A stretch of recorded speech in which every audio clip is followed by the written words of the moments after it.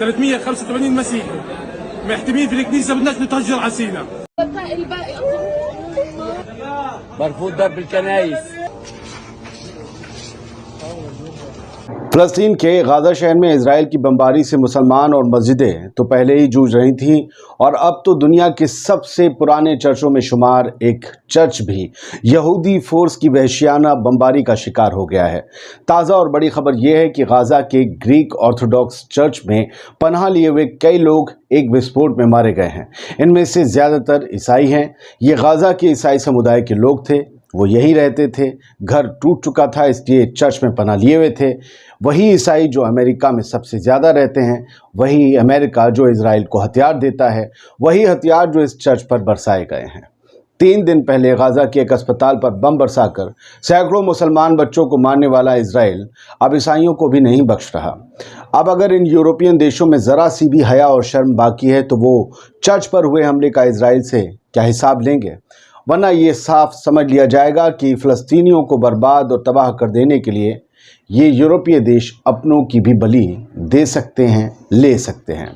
Hamas की report के मुताबिक 12वीं सदी के सेंट पोरफिरियस चर्च पर हमला हुआ, जिसमें भारी जानी और माली नुकसान हुआ है। कई लोग मारे गए हैं, अभी तादाद क्लियर नहीं है। हमले के बाद से अस्पतालों में एम्बुलेंस का आना और जाना लगा हुआ है। कई घायल अस्पतालों में लाते हुए दिखाई दिए गए। ये हमला अल अहली अस्पताल में हुए विस्फोट के कुछ ही दिनों बाद हुआ है। इस विस्फोट में पहले फिगर आई थी कि 500 से ज़्यादा लोग मारे गए, लेकिन अब कहा जा रहा है कि 300 लोग अल अहली हॉस्पिटल में मारे गए थे। ज़्यादातर बच्चे थे। इजराइल, हमास और उनके सहयोगियों के बीच एक जहरीला आरोप प्रत्यारोप का दौर अब इस चर्च पर हमले के बाद भी शुरू हो गया है, जैसे पहले हुआ था।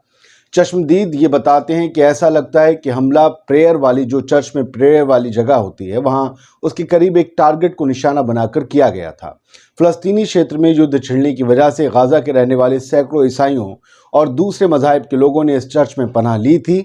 हमले में बचने वाले लोगों का ये कहना है कि अब ईसाइयों के पास गाज़ा में बचने के लिए कोई भी जगह बाकी नहीं बची है। इजराइल के युद्ध अपराध हर गुजरते दिन के साथ बढ़ते जा रहे हैं, मगर उस बेलगाम सांड पर लगाम कसने का दम कोई दिखा नहीं पा रहा।